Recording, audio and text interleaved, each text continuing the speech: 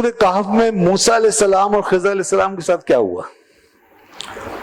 وہ ایک دوسری ٹائمنگ میں چلے گئے، خضر علیہ السلام ایک اور ٹائمنگ میں چلے گئے، ایک اور ڈائمینشن میں چلے گئے، اور وہاں علم بدل گیا.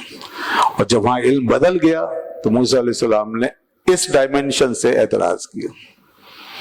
وہ یہاں کی ڈائمینشن میں تھے. میں کہا یہ کیا کر رہے ہو تم؟ میں کہا دیکھیں ہمارا معاہدہ ہوا ہے، آپ بولیں گے نہیں، یہی شرط تھی، یہیں تک پہنچے نا آج تلاوت میں.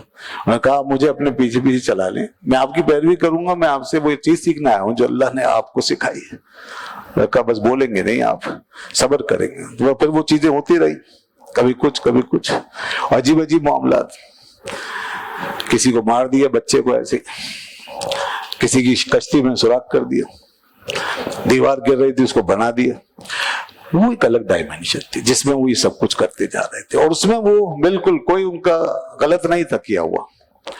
موسیٰ علیہ السلام جب اس ڈائمینشن میں تھے تو یہاں سے اعتراض پڑتا تھا ان پر، مگر جو ادھر ہے تو اس پہ کوئی تھا. یہ ایسے ہی ہے جیسے کہ خواب میں کسی سے لڑ جائے، مارے پیٹے آ جائے، اس پہ کیا پکڑ دکڑ کریں گے آپ؟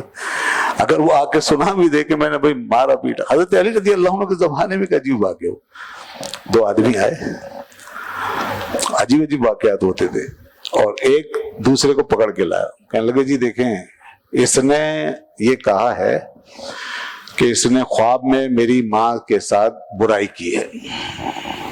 جناب یہ تو بہت بری بات ہے، میں چاہتا ہوں کہ اس کو سزا ملنی چاہیے. اب سزا نہیں ہوا، خواب ہے. اس نے کہا خواب میں نے ایسا دیکھ لیا، اب کیا کروں؟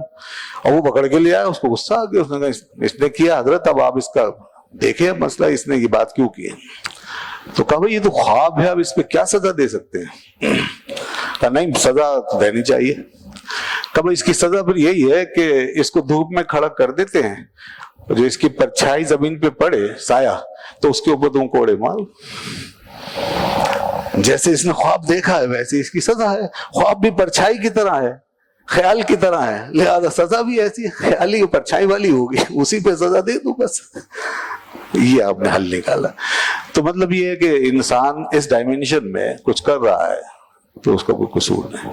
خضر علیہ السلام جس ڈائمینشن میں یہ سب کچھ کر رہے تھے، تو موسیٰ علیہ السلام اپنی جگہ جب اعتراض فرماتے تھے وہ اپنی جگہ برحق تھے، مگر خضر علیہ السلام بھی جو کچھ کرتے تھے وہ غلط نہیں تھا، وہ سب اس ڈائمینشن میں ہوتا تھا.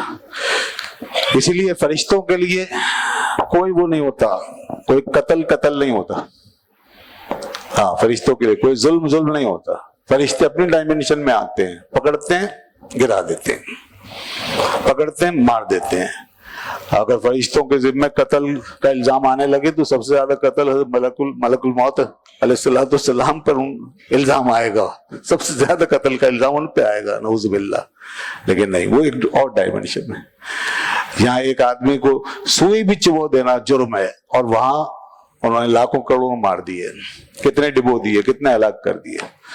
تو اس لیے یہ تو بنی اسرائیل کی جہالت اور گمراہی تھی کہ جبریل علیہ السلام کے دشمن ہو چلے. کس بات پر؟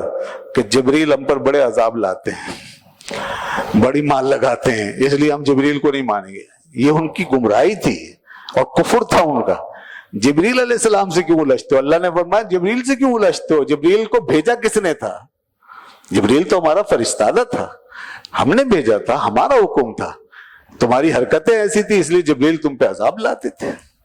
اور اللہ نے فرما دیا جو جبریل کا دشمن ہے وہ اللہ کا دشمن ہے، وہ سب کا دشمن ہے، کیونکہ اللہ کا بھیجا ہوا ہے جبریل. اسی طرح خضر علیہ السلام جو کچھ کر رہے تھے وہ اللہ کی طرف سے کر رہے تھے، اس لیے ان پہ کوئی الزام نہیں تھا. بہرحال اس کے بعد وہ قصہ تو آپ نے سنا ہی ہوا ہے، طویل قصہ تھا. پھر بعد میں علیحدگی ہو گئی تھی. موسیٰ علیہ السلام نے اپنی شریعت کے حوالے سے ان پہ اعتراض کیا تھا، اور اس ڈائمینشن میں رہ کر اعتراض کیا، تو بات آگے پھر نہیں چلی، لہذا آپ واپس تشریف لے آئے. لیکن اللہ نے یہ دکھانا تھا اے کلیم میرے علم کی بڑی جہتیں ہیں، جو میں نے بندوں میں رکھا ہے نا سلسلہ، اس کی کئی ملٹی ڈائمینشنل ہے، کئی جہتیں ہیں. کوئی کسی جہت سے واقف ہے، کوئی کسی جہت سے، ہر ایک کا اپنا اپنا میدان ہے.